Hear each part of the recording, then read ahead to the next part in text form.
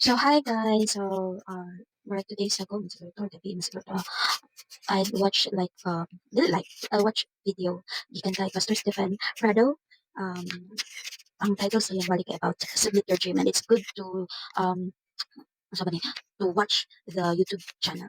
And what I've learned, actually I learned a lot from from his preaching. And one of it kay i-share lang nako that he said, kahit anong takas mo sa calling ni Lord, kahit anong effort, mabu-burn out lang tayo pero never mag-change yung assignment. So, we have a lot of dreams na kanang, it talks to me magud deeply sa ako kay I have a lot of dreams tapos kabalo jud ang mama na nga daghan kay ko gina-share sa akong mama, "Ma, water ko ni daghan kay ko promises sa akong mama na kanang wala nako na pangayuan o kana ganing consent kay Lord like this is my plan Lord mao na dapat at the age of this na nako yung ani nako ana nako dapat." But mali day siya nga prayer.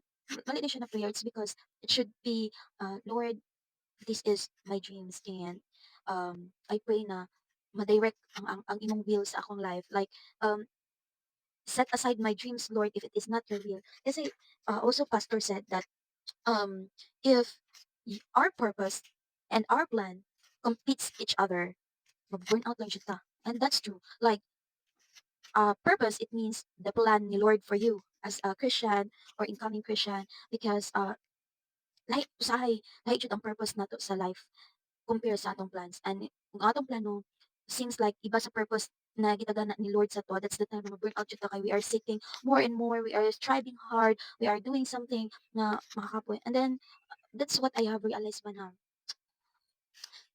Kapay man kayo Lord oy nga kanang sa ako ang sarili lang. Yes, I prayed and I prayed, but nakalimutan na nako ang unsa jud akong purpose, unsa jud ang design ni Lord for me. Like for example, Lord, gusto nako ni nga kanang ning ani ko para makuan ako ana maka-share ko. My intentions are good, like helping each other. Lord, help me na ma-success akong business. Help me Lord gan na may ani ko so that I can share. But deep inside, kabalo man jud si Lord sa ako nga what if gihatag ni Lord ang akong prayer tapos feeling nako no kung gigrant ni Lord ang ako ang wish ang akong ginaampo dati. Siguro mawala jud ko sa iya ha. It's because kung ila man ko sa akong kaugalingon gud. Like gina-priority nako ang butang na paminaw nako nga tama, but then dili day siya mao ang purpose. Like pareho sa kuan ba, like, for example, ang langga, they are it is designed by the Lord na mulupad. Ang fish designed ng langoy. We cannot change the purpose sa bird na himuon siyang fish.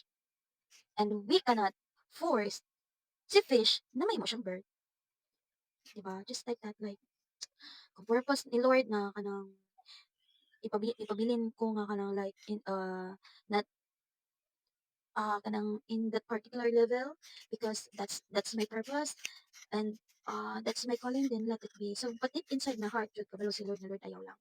But then of course that's the time na mapasok yung honoring. That's how we honor God. Like dili na to like naipabuhat si Lord sa to pero taliwas we don't like that thing. Like for example, naisuko atong mama o papa sa to like dapat kanang mao nimong buhaton, dapat sayo ka mamata, dapat ikaw maghipos ani, tapos kanang nag-cellphone pa ka, cellphone pa ta, and then muna misunod ta sila. It's because naatay respect, naatay kanang hadlok sila submitting.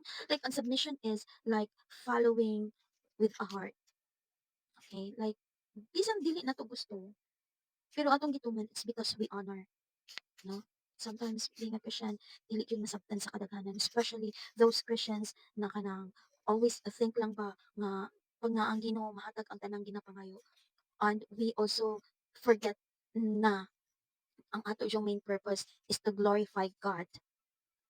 Na redirect na to ang pag-glorify ka Lord is because we desire something different from the Lord's purpose. So kana lang. Actually, ginistorya na ako ang sarili, but I'm gonna share it with you guys because I know na daghang tanga inani. So thank you so much. God bless everyone and always keep your faith and prayer in the Lord Jesus Christ. God bless.